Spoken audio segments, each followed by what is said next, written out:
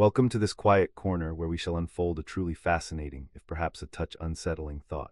Tonight, our journey begins with a question that might linger in the shadows of your mind, one that asks, why is it that as modern life seemingly grows more comfortable, more abundant, we often find ourselves paradoxically sicker? It's a curious riddle, isn't it? For millennia, humanity struggled against scarcity, disease, and the raw brute force of nature. Yet in our unprecedented era of convenience, of readily available food, climate-controlled homes, and medical marvels, we are confronted with a new, insidious array of illnesses.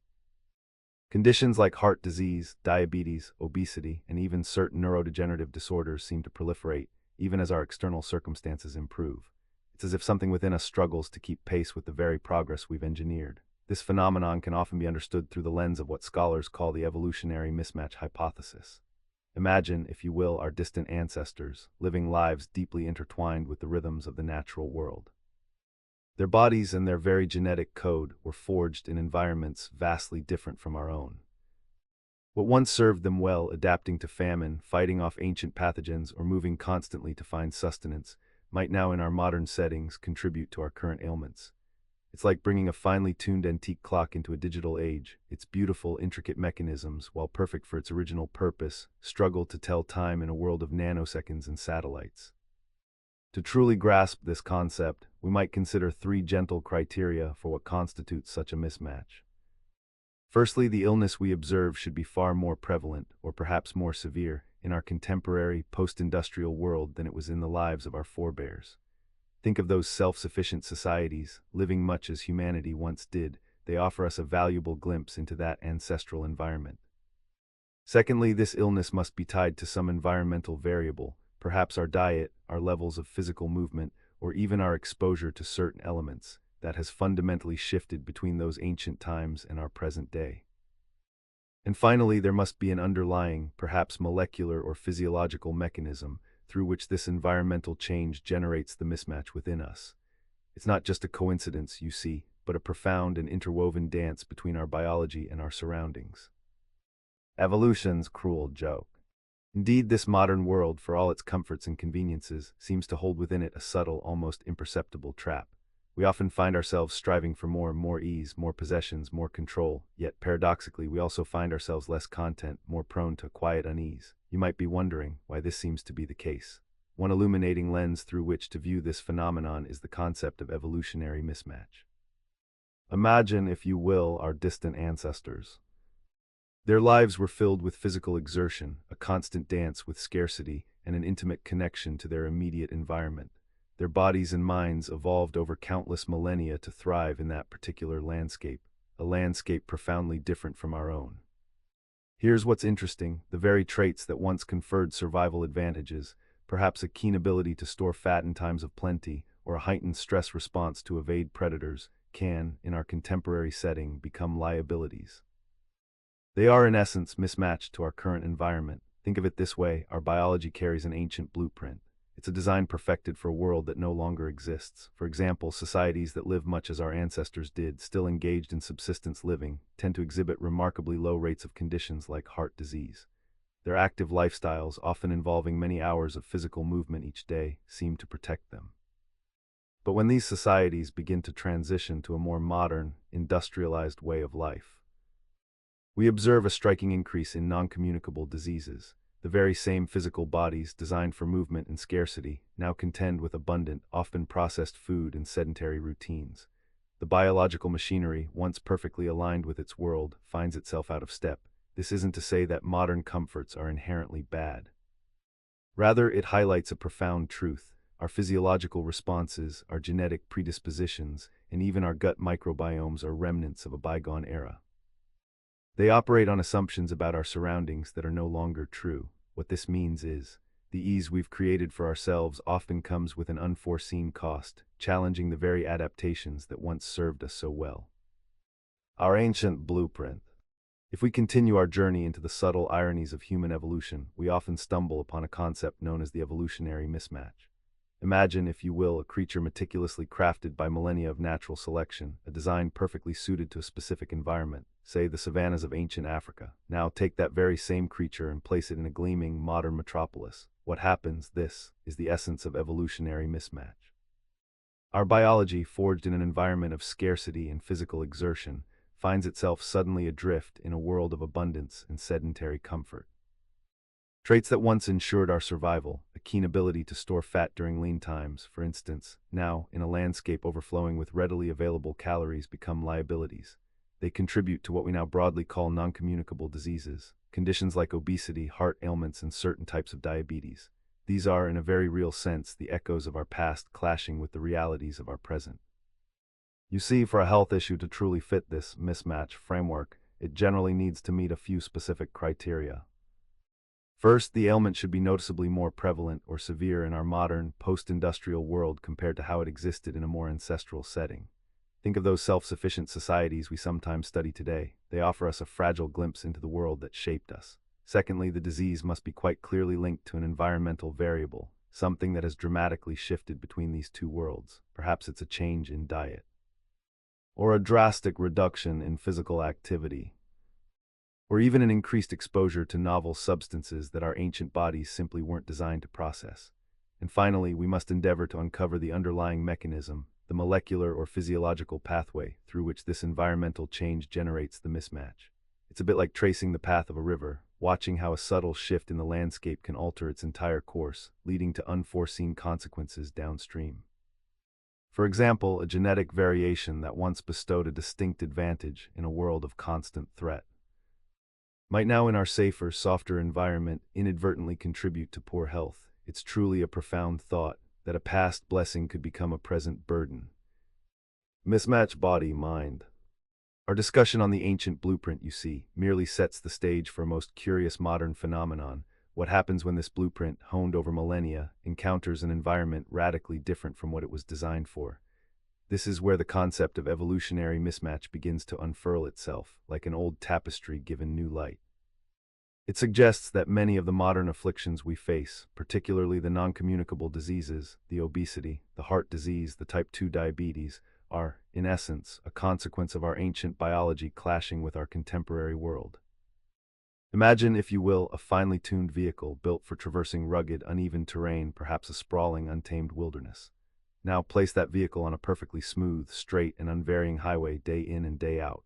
While it might still move forward, many of its sophisticated, ruggedized features become not only unnecessary, but perhaps even detrimental. Its heavy-duty suspension, once essential, now just adds unnecessary weight.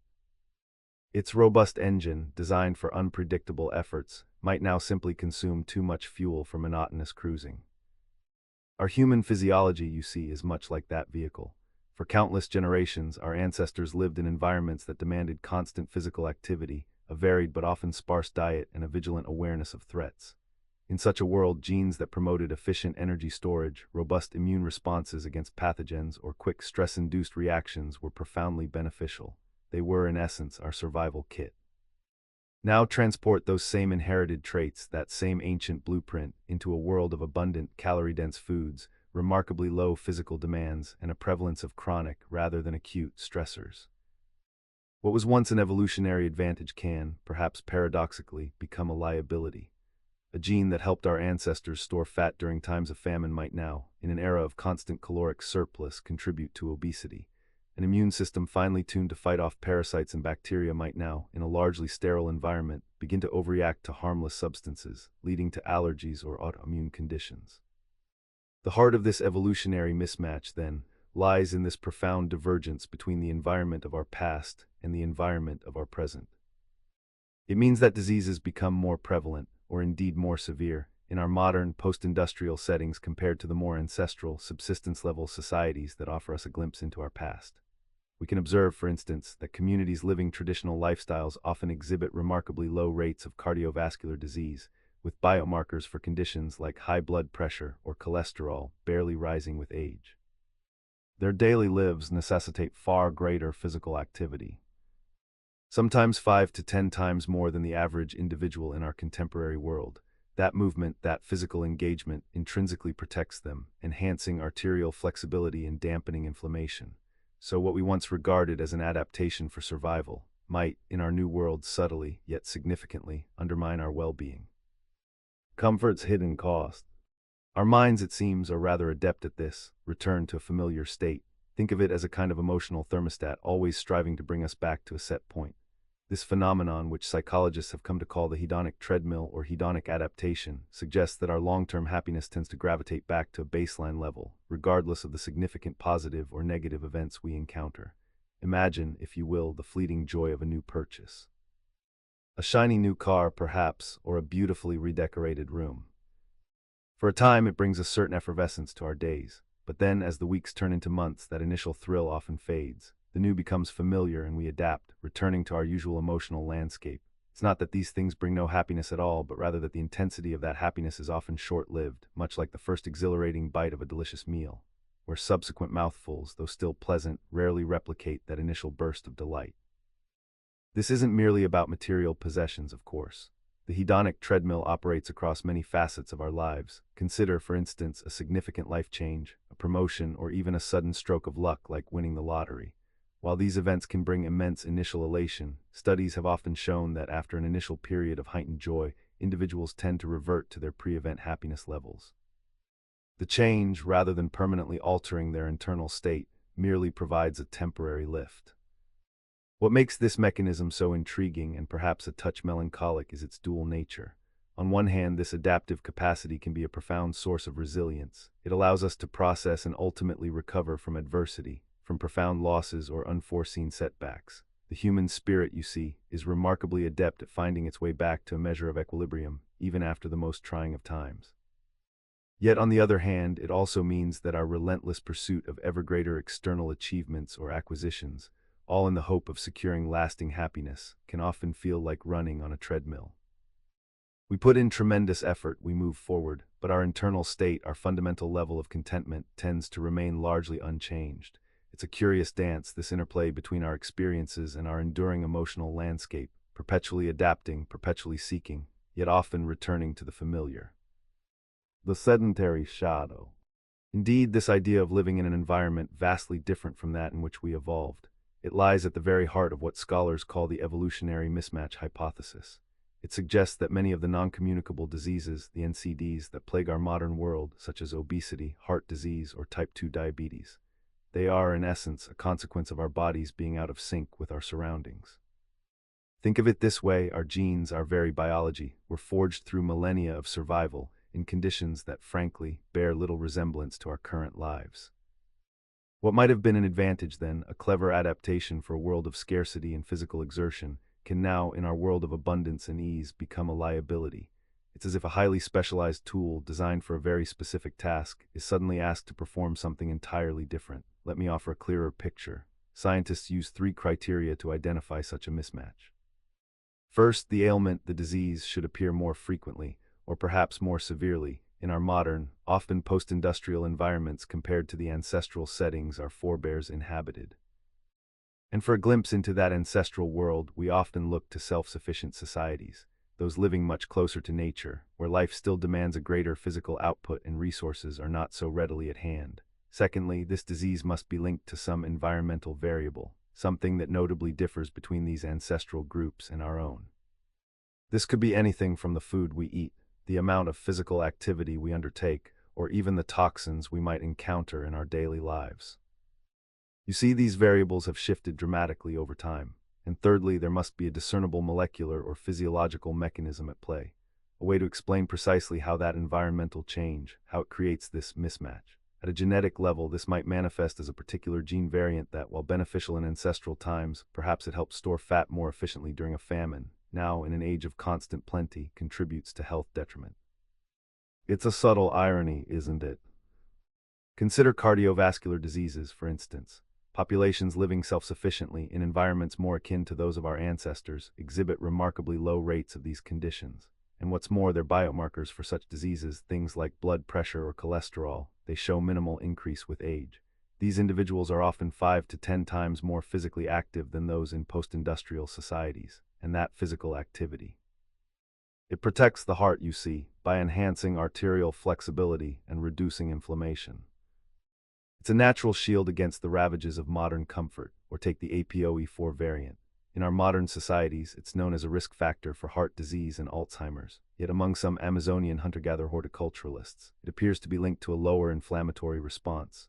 perhaps even conferring benefits for lipid regulation and cognitive function in an environment where pathogen exposure is high and obesity is rare.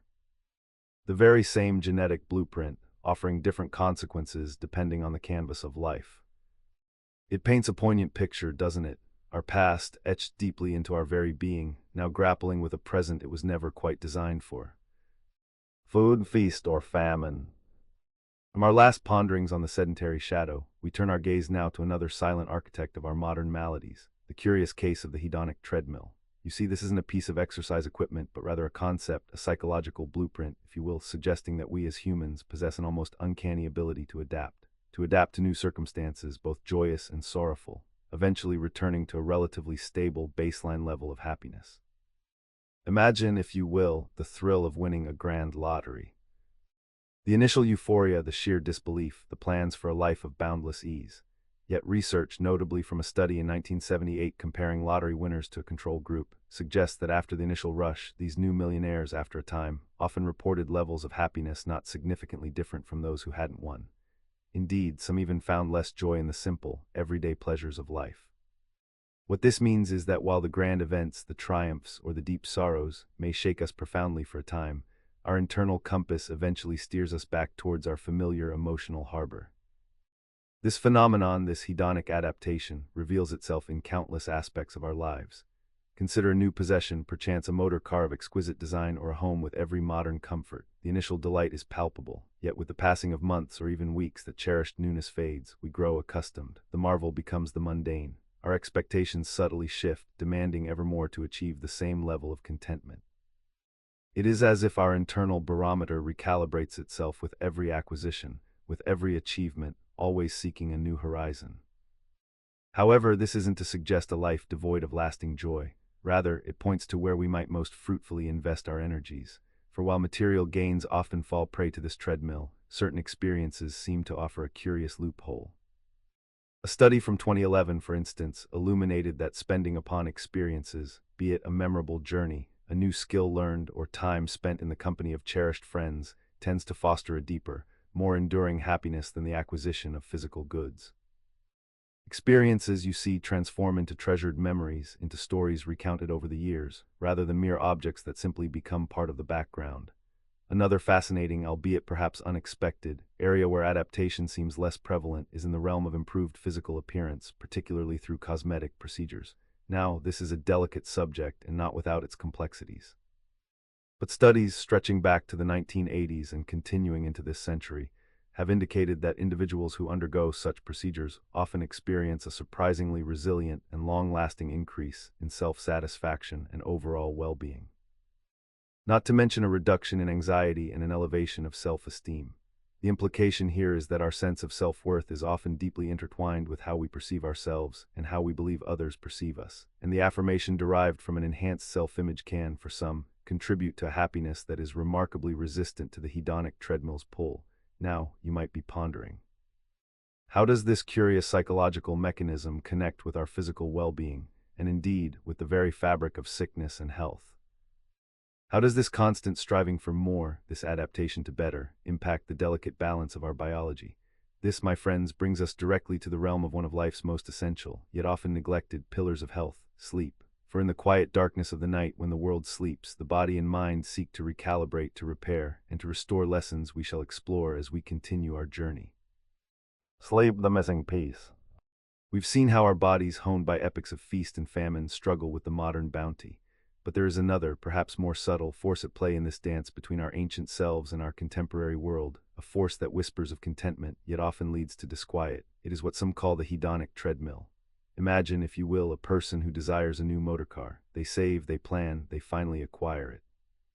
For a time, there is a distinct joy, a thrill, in driving this splendid new machine. But then, almost imperceptibly, that vibrant pleasure begins to fade.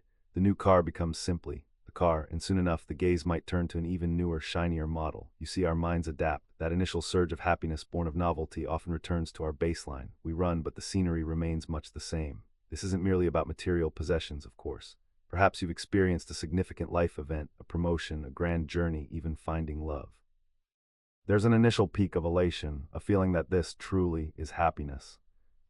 Yet over time, the intensity often mellows. It integrates into the fabric of everyday life, becoming another thread in the grand tapestry of our existence. This capacity to adapt, to normalize even the most extraordinary circumstances, is the essence of the hedonic treadmill. The human organism, in its ancient wisdom, was designed to cope with constant change. Our ancestors faced hardships that, by necessity, demanded emotional resilience. To dwell too long in despair or, conversely, in unmitigated ecstasy would have been maladaptive. The ability to return to a relatively stable emotional state, a set point for happiness, if you will, allowed them to conserve energy, to learn from experiences, and to remain vigilant for new challenges. This emotional reset button, then, served a vital purpose in a world of uncertainty. Indeed, some psychologists suggest that our baseline level of happiness is, to a degree, inherited. Think of it as a natural inclination, a predilection that provides a starting point for our emotional responses.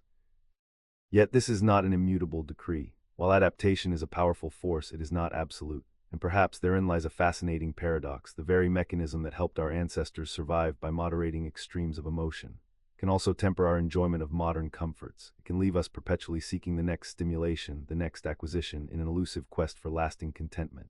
But that, perchance, is a story for another time. Stress, a new predator. We have seen how sleep, or its absence, quietly shapes our well-being.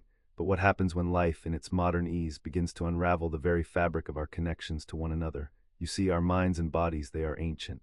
They bear the imprints of eons spent in tribes, in communities where survival was a shared endeavor. We are, at our core, social creatures.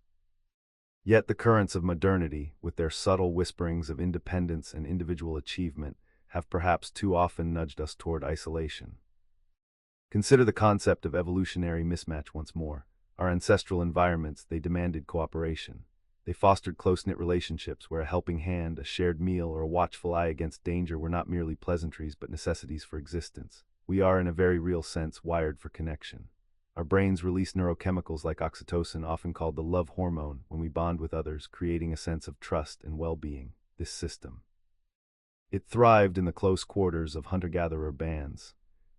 But now, in our increasingly individualized world, many of us find ourselves surrounded by people, yet feeling profoundly alone.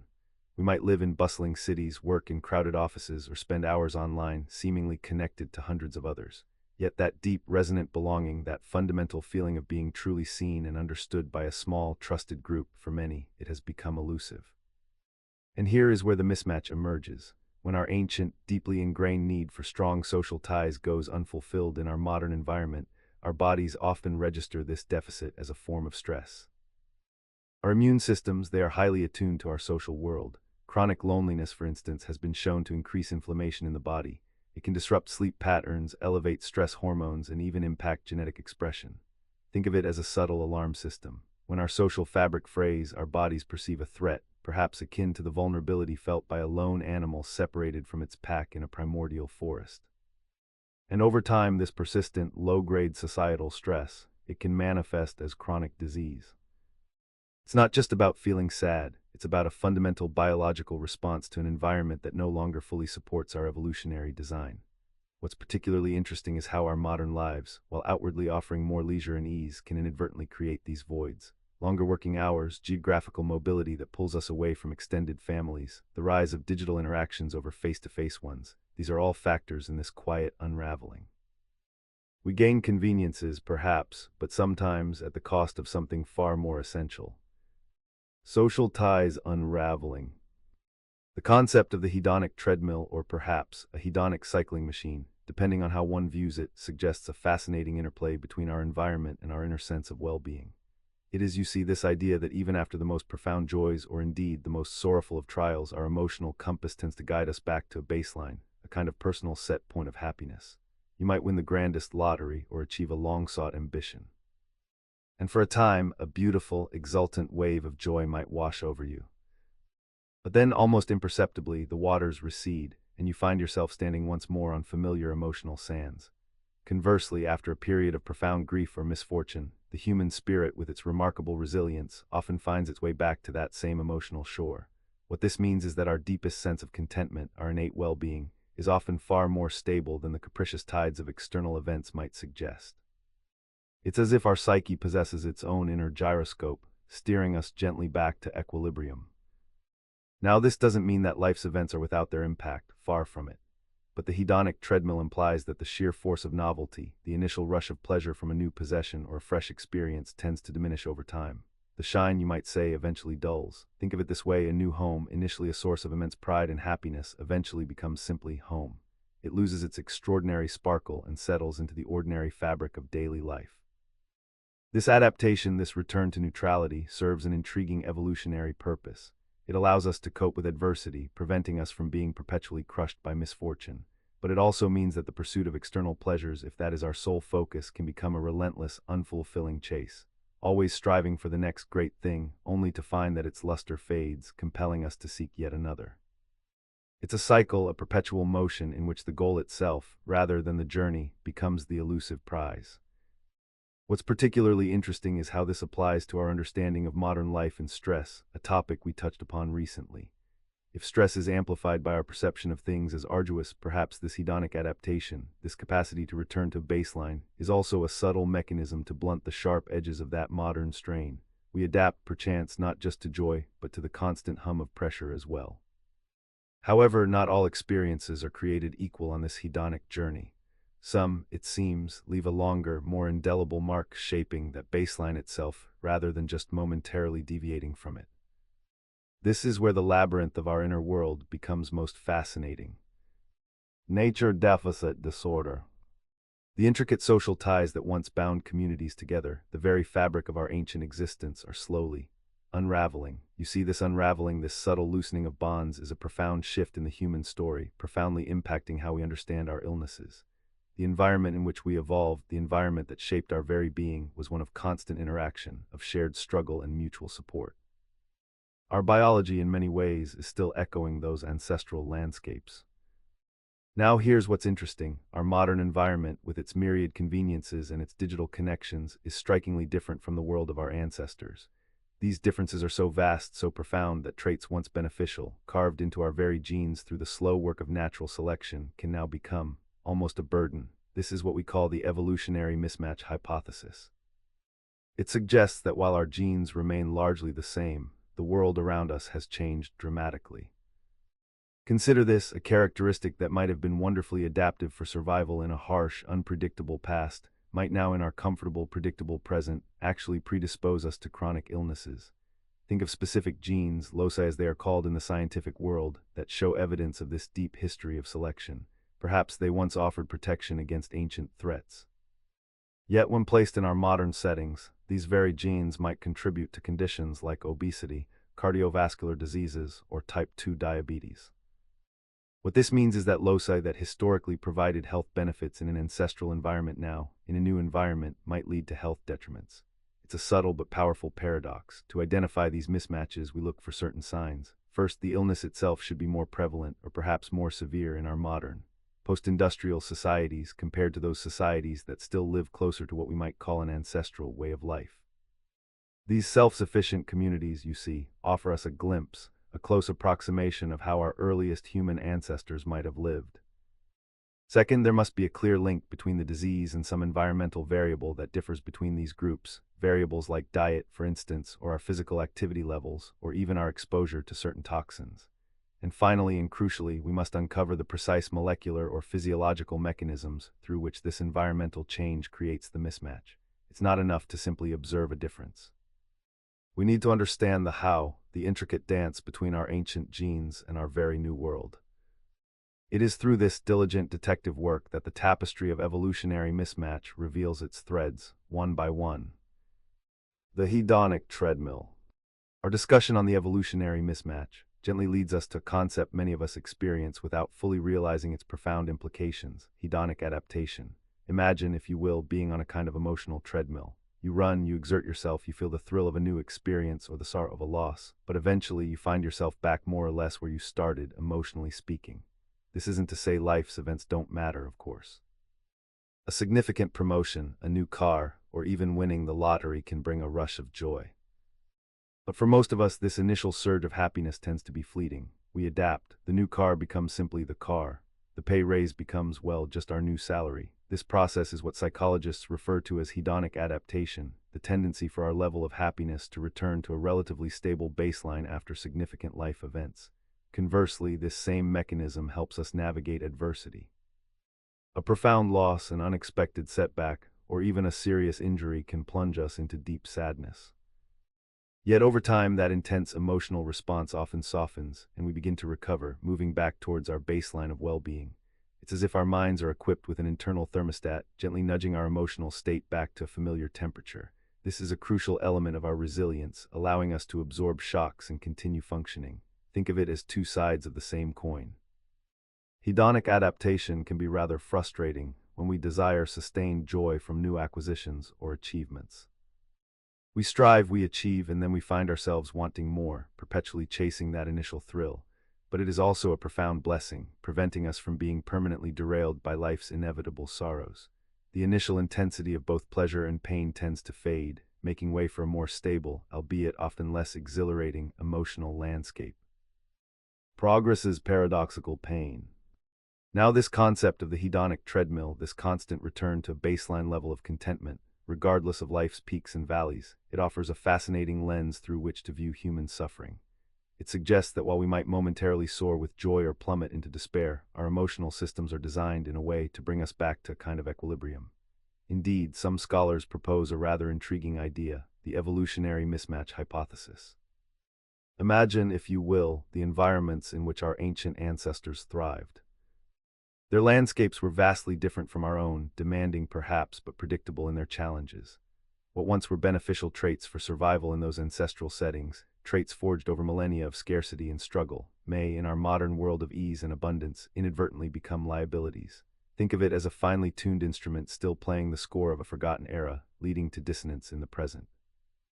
This hypothesis suggests that many of the non-communicable diseases, the obesity, the heart ailments, the type 2 diabetes that plague our contemporary societies, do so precisely because our bodies and minds are still, in essence, adapted to a world that no longer exists. Our genes, our very biology, remember a time when every calorie counted, when physical exertion was a daily necessity, and when periods of famine were a common threat. What was once valuable for survival then can, in today's context, contribute to illness. Consider, for instance, our cardiovascular systems. In ancestral societies where physical activity was constant, heart disease was exceptionally rare. Blood pressures remained low, cholesterol levels stable even into old age. There was a constant, natural rhythm of movement that kept the system robust. Today, many of us lead lives of comparative stillness, yet our bodies, through this evolutionary echo, still crave that ancestral rhythm. And when they don't receive it, subtle imbalances can emerge. It's as if the engine designed for a long journey is left idling indefinitely, accumulating unseen wear. Now, identifying these precise points of mismatch can be challenging. Our modern environments are so pervasive, so uniform in many ways, processed foods, sedentary habits, that it becomes difficult to isolate the exact environmental variables that contribute to this unease. It requires a thoughtful gaze into populations that are still, even now, in transition. Those communities experiencing rapid shifts from traditional ways of life to more industrialized ones. In these unique settings, we can glimpse, almost in real time, the subtle dance between our ancient biology and our newly crafted world. This is not to say that evolution has ceased, of course. Indeed, it continues, much like the slow, persistent flow of a river, carving new paths through the landscape. But the sheer speed of modern change often outpaces the more deliberate pace of natural selection. And in that gap, in that space between our evolutionary past and our technological present, much of our modern suffering, perhaps, finds its genesis. From scarcity to sickness. Progress, you see, often brings with it a subtle, insidious form of pain, a paradoxical discomfort that settles in precisely when life appears to grow easier. Our bodies and minds, sculpted by eons of trial and challenge, sometimes find themselves adrift in this newfound ease, like a ship without a compass. We are left asking, perhaps, why are we still suffering when so many of the ancient struggles have seemingly vanished? This curious phenomenon is often framed through what is known as the evolutionary mismatch hypothesis. Imagine, if you will, that our ancestors, traversing vast plains and dense forests, were fine-tuned instruments, perfectly adapted to their rugged environment. Their genes, their very physiology, were exquisitely shaped by the day-to-day demands of scarcity, physical exertion, and constant vigilance against threats. Now transport these same instruments into our modern world, a world of abundance, sedentary comfort, and relative safety. The hypothesis suggests that traits once beneficial, perhaps even essential for survival, can become mismatched to our current surroundings, thus sowing the seeds of disease. Now, to truly identify such an evolutionary mismatch, three criteria, it is argued, must generally be met. First, the ailment in question, be it a chronic illness or a pervasive discomfort, should manifest more frequently, or with greater severity, in our modern, post-industrial environments than in those ancestral settings. For this, we often look to self-sustaining societies, those living closer to the ways of old, as our closest approximation of that ancestral past. They become, in essence, a living window into another time. Then the second criterion asks that the malady be demonstrably linked to a specific environmental variable, one that differs profoundly between these two worlds. Think of shifts in our diet, the dramatic reduction in our physical activity, or even novel exposures to toxins. These are the threads connecting our past to our present discomfort. Finally, and perhaps most crucially, a molecular or physiological mechanism must be discernible, a clear pathway through which this environmental change generates the mismatch itself. It's akin to finding the exact gear that grinds when the machinery, once suited for one task, is forced to perform another, entirely different one. This might manifest, for instance, as a genetic variant that once offered a health advantage in our ancestral environment, but now in our contemporary setting silently contributes to our vulnerabilities. It is in these subtle shifts, these unintended consequences of progress, that we begin to hear the whispers of disease. Whispers of disease. From the quiet depths of our genes, we journey now to an equally profound yet often overlooked realm, the realm of our inner landscape, our minds, and the subtle ways they navigate the tides of modern living. Perhaps you've encountered moments where, despite an abundance of comfort and prosperity, a certain disease, quiet unease seems to settle in. This is not uncommon. Indeed, our minds, much like our bodies, carry the echoes of an older world. They were forged in environments vastly different from our own, landscapes of immediate challenge and clear, tangible threats. What happens then when these ancient mental frameworks encounter the complexities of our modern existence? We begin to see what is often described as evolutionary mismatch, not just in our physical selves, but in our psychological responses as well. Think of stress, for instance. In an ancestral world, stress was often a direct, acute response to a hungry predator or a rival tribe. It was a potent, short-lived surge designed for immediate action. Today, however, our stressors are often chronic, diffuse, and ceaseless. The tyranny of constant notifications, the subtle pressures of social comparison amplified by digital realms, or the relentless pursuit of more. These are not threats our ancient stress responses were designed to resolve through fight or flight. So our bodies and minds remain in a perpetual state of alert, subtly eroding our well-being. Another fascinating aspect of this mental mismatch is what psychologists refer to as the hedonic treadmill. Imagine you acquire something new and wonderful, a beautiful object, a new home, perhaps even a significant financial gain. For a time, there is a surge of joy, a buoyant feeling of happiness. Yet invariably, this elevated state begins to recede. We adapt, the new becomes the norm, and our baseline level of contentment returns, often leaving us searching for the next new thing to provide another fleeting rise in happiness. It's as if our internal happiness meter is perpetually resetting, compelling us to constantly seek more simply to maintain a level of satisfaction. This phenomenon suggests that our minds are remarkably adept at adjusting to changing circumstances, both good and bad. This adaptability was immensely valuable in a world where resources were scarce and life was often harsh. It allowed our ancestors to rebound from adversity, to find contentment in what was available. But in our world of abundant choice and constant stimulation, this same adaptability can become a subtle snare, making lasting satisfaction feel perpetually out of reach. What this means is that while we are surrounded by conveniences and comforts that would have been unimaginable to those who came before us, our innate psychological programming sometimes struggles to find peace within this new paradigm. The challenge, then, is to understand these ancient echoes within us, and to navigate our modern world with a wisdom that acknowledges both where we've come from and where we are now. Rewiring our well-being. Now this brings us to a rather intriguing concept known as the hedonic treadmill, or perhaps hedonic adaptation. Imagine, if you will, being on a treadmill that constantly adjusts its speed to your pace. No matter how fast you run or how slow you walk, you remain, in essence, in the same place. This is what many psychologists believe happens with our sense of happiness and well-being. You see, when something wonderfully good happens, perhaps a new romance blossoms, or a significant promotion at work arrives, we experience a burst of joy. And for a time, our happiness levels might soar, but the treadmill suggests that eventually our minds adapt to this new normal. What once brought immense pleasure slowly becomes simply the way things are. Our baseline of happiness, it seems, has a curious way of returning to its original setting. Consider the anticipation of a new home. The excitement builds, the move itself is exhilarating, and for a short while, every corner of your new abode fills you with delight. Yet with the passing of days and weeks, that fresh wonder can fade. The new walls become merely walls, the improved view simply the view. We adapt, we habituate. This is the subtle whisper of the hedonic treadmill at work, but this phenomenon, like many aspects of the human condition, is a double-edged sword. While it might temper the prolonged peaks of great joy, it also offers a gentle resilience against the deepest valleys of sorrow. Even after profound losses or significant setbacks, the human spirit, with time, tends to find its way back towards a baseline of contentment. It doesn't mean the pain vanishes, but the raw intensity often softens. What's particularly interesting is how this adaptation plays out with material possessions versus experiences. Buying a new car, for instance, might bring a rush of pleasure, but how long does that feeling last before it becomes just your car? Yet investing in experiences, a journey to a distant land, or an evening shared with dear friends, often yields memories that continue to bring warmth and satisfaction long after the event itself has passed. It seems the intangible, the fleeting moment, sometimes leaves a more lasting imprint on our well-being than the tangible and the permanent. Perhaps the true wisdom lies not in striving for an ever-increasing list of possessions or achievements, but in appreciating the subtle shifts, the quiet moments, and the enduring connections that truly enrich our existence. Mindful modern living. The natural rhythm of life, you see, was once a dance with scarcity.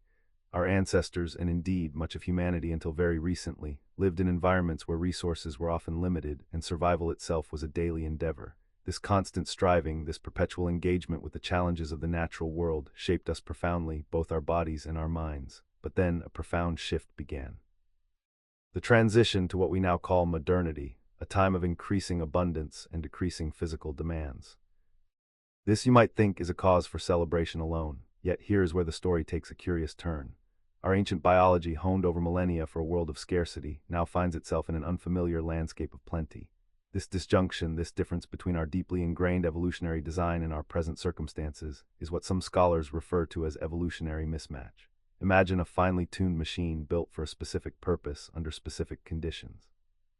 Now place that machine in an entirely new environment, with different fuels and different stresses. It might still function, yes, but perhaps not optimally, perhaps even with unforeseen consequences. Our bodies, in a sense, are like that machine. What was once beneficial for survival, a keen ability to store fat, for instance, in anticipation of lean times, can now, in an age of constant caloric availability, contribute to conditions like obesity and type 2 diabetes. It's a remarkable paradox, isn't it? Consider the patterns we observe. Maladies that were once rare or unknown in self-sufficient societies, those closest approximations to our ancestral environments, have become alarmingly common in post-industrial nations. Heart disease, for example, shows strikingly low rates in groups that maintain a physically active traditional lifestyle. Yet in communities where sedentarism is the norm and processed foods are abundant, these conditions flourish. The physical activity itself, that constant movement that was once simply a part of daily existence, plays a protective role, enhancing arterial flexibility, reducing inflammation, and guarding against chronic illness. What this suggests, then, is that the very traits that were selected for, the very genetic predispositions that offered an advantage in one environment, might now, in a radically different one, predispose us to disease. It's like having a genetic variant that protects you against a specific infection in one part of the world, but then, when you move to an environment free of that pathogen, that same variant might increase your risk for a kidney ailment. The gene hasn't changed, but its effect, its interaction with its environment has. Reclaiming our rhythm. Indeed, this notion of evolutionary mismatch provides a fascinating lens through which to view many of the chronic ailments that plague our modern world. It suggests, quite simply, that we as humans evolved in environments so vastly different from our present one that certain traits which once conferred an advantage now, paradoxically, contribute to our suffering. Think of it this way: a genetic predisposition that helped our ancestors survive periods of scarcity by storing fat efficiently, for instance, in an age of abundant processed foods, becomes a liability, contributing to conditions like obesity and type 2 diabetes. Now, how might we identify such mismatches? Well, 3 criteria emerge as particularly helpful. First, the ailment in question, be it heart disease, diabetes, or something else, should appear with greater frequency or severity in our contemporary post-industrial settings compared to what we might call ancestral environments. And for this ancestral environment, we often look to self-sufficient societies, those still living much as our forebears did. They offer us a precious glimpse into what once was. Secondly, the illness must be demonstrably linked to an environmental variable that differs significantly between these ancestral and modern groups. This could be anything from diet and physical activity levels to exposure to toxins. And finally, we must establish the molecular or physiological mechanism by which this environmental shift nudges us toward illness. Perhaps it is a gene variant that, while beneficial for survival in the past, now in our changed world leads to harm. Consider the case of cardiovascular disease. In many self-sufficient societies, the rates of heart disease are remarkably low, with biomarkers like blood pressure and cholesterol showing minimal increase with age. And what do we find? These individuals are often 5 to 10 times more physically active than those in industrial societies. Their bodies, you see, are engaged in the kind of movement our ancestors knew intimately, a regular, moderate level of activity that, among other things, boosts nitric oxide production, keeps arteries supple, and reduces inflammation. Our modern, sedentary lives, in contrast, well, they deprive our bodies of precisely this ancient medicine. Then there are the intriguing tales whispered by our very genes. Take the APOE4 variant, for instance. In post-industrial societies, it's a known risk factor for cardiovascular disease and even Alzheimer's. Yet among certain Amazonian hunter-gatherer groups, this same variant is associated with a lower inflammatory response, and perhaps even confers benefits in lipid regulation and cognitive function, particularly in environments rich with pathogens and low in obesity. What was once protective now in a different context becomes a vulnerability. It's a profound thought, isn't it, that the very codes etched into our being can shift from a blessing to a burden depending on the world we inhabit. It's like a tool designed for one purpose, suddenly being used in an entirely different way, not always for the better. Ancestral wisdom reborn. Now we have discussed how the human body, once a marvel of evolutionary adaptation, finds itself grappling with a modern world that often seems at odds with its ancient programming. It's a subtle discord, you see, a disharmony between what our genes expect and what our lives provide. But this phenomenon, this return to a baseline, is not unique to our physical health. It extends in a rather profound way to our very well-being, to our sense of happiness and contentment. You might be wondering, how can that be? Surely great successes or profound losses must shift our emotional landscape permanently. And yet this is where the concept of the hedonic treadmill comes into view. Imagine it as a psychological phenomenon where, regardless of what good or ill befalls us, our emotional state tends to drift back to a familiar equilibrium. It suggests that while winning a grand lottery might bring a sudden surge of joy, or a significant loss might plunge us into deep sorrow, these intense emotions often prove to be temporary. Over time, our minds adapt, and we often find ourselves returning close to our initial level of happiness. This isn't to say that life-altering events have no lasting impact. Indeed, some experiences, like a truly fulfilling marriage or the grief of losing a loved one, can shift that baseline, sometimes permanently. But the general tendency, the quiet hum of our emotional state, strives for stability. Think of it this way: that brand new car or that exciting promotion brings a thrill, a new dimension of satisfaction. Yet after a time it becomes simply your car or your job. The novelty fades, and what once brought a surge of pleasure now feels quite ordinary. Our expectations gently rise to meet our new circumstances, and then perhaps we begin to yearn for the next thing. It's a continuous process, a quiet reshaping of our inner landscape. What was extraordinary yesterday becomes the new normal today, and while this might sound rather bleak, it is, in its own way, a profound mechanism for our psychological resilience. Movement for longevity. The ancestral wisdom, it seems, often reminds us of a fundamental truth. Our bodies and minds were forged in a world far removed from the one we now inhabit. This concept, often termed the evolutionary mismatch hypothesis, suggests a fascinating, if somewhat unsettling, idea. It posits that many of the chronic ailments we observe today, the heart diseases, the diabetes, the obesity, spring not from some inherent flaw in our design, but from a profound discord between our ancient physiology and our rather novel, modern environments. Imagine, if you will, the early human, constantly in motion, their diet varied and unprocessed, their social structures intimate, their exposure to pathogens high, a world requiring specific adaptations for survival. What this means is that genetic traits beneficial in those bygone eras can, surprisingly, become detrimental in our current landscape. A gene that helped store fat efficiently in times of scarcity, for instance, might now, in an era of caloric abundance, contribute to metabolic disorders. It's not that the gene itself went bad, It's simply that the environment changed, making a once helpful adaptation rather unhelpful. To truly grasp this concept, we might consider three criteria for identifying such a mismatch. Firstly, the illness must be more prevalent or severe in our modern, post-industrial world compared to the environments of our ancestors. Societies living a traditional, self-sufficient life offer us a glimpse into that more ancient way of being. Secondly, this illness must be linked to an environmental variable that differs significantly between these groups, perhaps diet, physical activity, or even exposure to certain toxins. And lastly, we must uncover the precise molecular or physiological mechanisms by which this environmental shift creates the mismatch. It might manifest as a gene variant that conveyed a health benefit in a world long past, but now in our present leads to detriment. Consider our cardiovascular health. Traditional, self-sufficient communities typically show remarkably low rates of heart disease, with minimal increases in blood pressure or cholesterol as they age. Why? Well, in part, they might be 5 to 10 times more physically active than individuals in our modern societies. This vigorous activity, it seems, helps protect the heart, promoting arterial elasticity and reducing inflammation.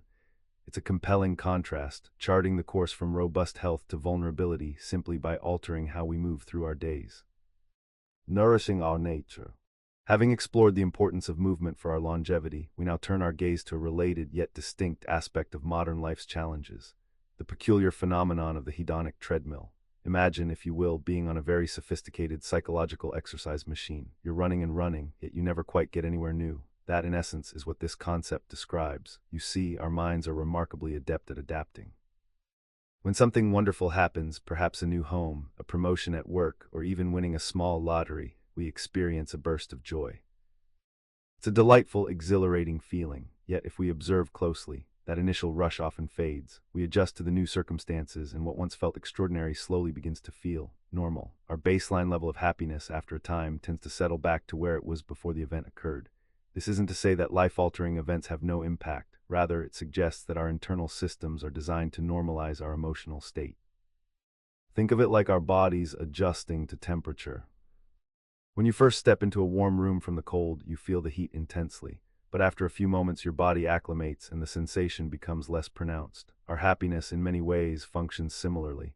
What's particularly fascinating is how this hedonic adaptation can make us chase external achievements, believing they will bring lasting contentment. We might pursue a larger house, a more impressive title, or a new possession, only to find that the satisfaction these things bring is, regrettably, somewhat fleeting. The initial glow eventually diminishes, and we might then find ourselves looking for the next thing, to provide that familiar spike of joy. It's a continuous pursuit, much like running on that treadmill. And much like our conversation about evolutionary mismatch, this adaptability, while crucial for our survival, can sometimes lead us astray in the modern world. In ancestral environments where resources were scarce and life was often challenging, the ability to adapt to hardship was paramount. Our ancestors needed to recover from losses, to move past discomfort, and to keep striving for sustenance and safety. This psychological resilience, this return to a baseline, was an advantage. But in a world of relative abundance, this same mechanism can leave us perpetually wanting more, always seeking the next upgrade to our happiness, which, as we've seen, often proves to be ephemeral. It's like a built-in mechanism that served us well in one context, now creates a subtle, underlying restlessness in another. This suggests a profound connection between our deep evolutionary past and our present-day psychological well-being. Restoring inner calm. Our earlier discussions, if you recall, have led us to a rather intriguing place, the idea that many modern ailments aren't simply random misfortunes, but rather echoes of a past we've left behind. This is where the notion of evolutionary mismatch truly comes to the fore. Imagine, if you will, our distant ancestors living in environments vastly different from our own. Their bodies, their minds, indeed their very genes, were sculpted by the necessities of that world, a world of scarcity, of constant movement, and of intimate, unceasing connection with nature. What served them well then might, in our plush, comfortable present, perhaps even be a source of disquiet. It's akin to taking a deep-sea creature and placing it in a shallow pond. It might survive, but it will surely struggle. This mismatch hypothesis gently suggests that the human system, finely tuned over millennia for one kind of existence, now finds itself in another, entirely novel one. And in this new environment, some of those ancient, beneficial traits, they may just be leading us astray. Think of it this way: a gene that once helped our forebears store every possible calorie during times of famine a truly invaluable trait for survival, might now in an age of abundant processed foods contribute to conditions like obesity or type 2 diabetes.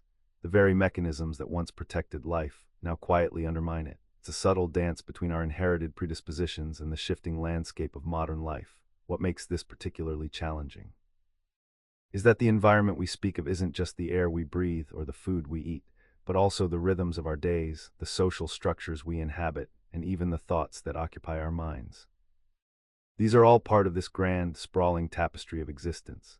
As societies move from a more self-sufficient, ancestral way of living to our current post-industrial complexity, we see certain diseases growing more prevalent, more severe. These are often linked to environmental variables, perhaps changes in diet or a dramatic reduction in physical activity, or even novel exposures to toxins. What's fascinating is how these changes manifest even at the molecular level. A gene variant, for instance, that once offered a health advantage in an ancestral environment, perhaps by enhancing immunity against certain pathogens, might, in our cleaner, yet paradoxically more inflammatory modern world, contribute to chronic illnesses. It's a testament to the intricate and sometimes perplexing ways that our biology attempts to navigate this ever-changing world. A quiet whisper from our past, urging us to consider the profound implications of our newfound ease and abundance. Community's gentle embrace. Now the beauty of this token-based system becomes even more apparent when you consider real-world scenarios. It's a mechanism that ensures our digital interactions remain both fluid and secure. Take, for instance, a mobile application on your phone that communicates with a server in some distant data center. Every time you open that app, make a request or update your profile. That token travels with your request, a silent digital companion. The server, upon receiving this request, examines the token, confirms its legitimacy, and then processes your request accordingly. It's an elegant dance of trust and verification. You might be wondering, what happens if someone intercepts your token? This is a very natural concern, and it's where additional security layers come into play. Modern authentication systems employ something called HTTPS, which in essence encrypts all communication between your device and the server. Think of it as sending your messages in a locked, armored car rather than on a postcard for all to see. Even if someone were to intercept this transmission, they wouldn't be able to decipher what's inside. Token expiration is another clever security mechanism worth understanding. Most authentication tokens have a limited lifespan, typically ranging from a few minutes to several hours. It's similar to how a library book loan works. You have access for a specific period, and then you need to renew it. This time limit means that even if a token is somehow compromised, it becomes useless after it expires. Many systems implement refresh tokens to handle this elegantly, allowing users to get new access tokens without having to log in again, as long as they're still within an acceptable security window. The concept of scopes and permissions adds another layer of sophistication. Not all tokens are created equal. Some might grant, say, read-only access to certain information, while others allow for full modification rights. Imagine different types of employee badges at a large, secure facility. An intern's badge might only open the common areas, while a senior manager's badge grants access to much more restricted floors. Your authentication token can carry similar permission information, subtly telling the server precisely what operations you are authorized to perform. What's particularly elegant about this entire system is how it enables features like single sign-on across multiple applications. Once you authenticate yourself with one service, that same token can potentially grant you access to related services, all while maintaining robust security and proper authorization boundaries. It's a testament to thoughtful design in the complex world of digital interactions. Finding simple joy. Our world has indeed become one of ease, a tapestry woven with convenience and comfort, a far cry from the harsher landscapes our ancestors knew. But here's an interesting thought, perhaps a rather unsettling one. What if this very ease, this gentle embrace of modernity, paradoxically makes us more susceptible to illness? This isn't about blaming progress, you see, but rather about understanding a concept known as the evolutionary mismatch hypothesis. Imagine, if you will, that our bodies and minds are finely tuned instruments, designed over countless millennia to thrive in a certain environment, an environment of physical exertion, varied natural foods, and a robust immune system constantly challenged by a diverse array of microbes. Suddenly, almost in the blink of an eye, we find ourselves in a vastly different world, one of sedentary lifestyles, highly processed foods, and often an overzealous pursuit of sterility. What this means is that features which were once incredibly beneficial, perhaps even essential for survival in those ancestral times, might now, in our modern settings, actually predispose us to chronic ailments. Think of it like a carefully crafted tool that's perfect for one specific task, but proves unwieldy, even detrimental, when applied to something entirely different. The rise of what are termed non-communicable diseases, things like obesity, cardiovascular issues, and type 2 diabetes, is a global phenomenon, and many researchers are beginning to suggest that this surge is deeply connected to this very mismatch. Our genetic blueprint, refined for a world that no longer exists, now finds itself in disaccord with the rhythm of our daily lives. Consider the example of cardiovascular disease. In populations that still live at a subsistence level, engaging in traditional hunting, gathering, and farming, rates of heart disease are remarkably low. Their bodies are accustomed to constant movement, to a life of physical work that keeps their arteries flexible and their inflammatory responses in check. They are quite simply moving perhaps 5 to 10 times more than the average person in an industrialized society. Now, when these populations transition rapidly to a more modern lifestyle, with less physical activity and different dietary habits, we often observe a corresponding increase in these chronic diseases. It's as if their bodies, still holding the ancient blueprints, struggle to adapt to the new instructions and begin to show signs of strain. This is not a judgment, but merely an observation of a profound biological truth. What was once strength in one environment can become vulnerability in another. A quieter, healthier path. Having navigated the intricate pathways of our evolutionary past and observed how what once served us so well can now, in our age of ease, sometimes lead us astray, we arrive now at the conclusion of our journey. We have seen how the landscape of human existence has shifted so profoundly, from a world of constant challenge and scarcity to one of remarkable comfort and abundance. This transition, while bringing forth unimaginable advancements and relief from ancient afflictions, has also, rather paradoxically, unveiled new vulnerabilities within us.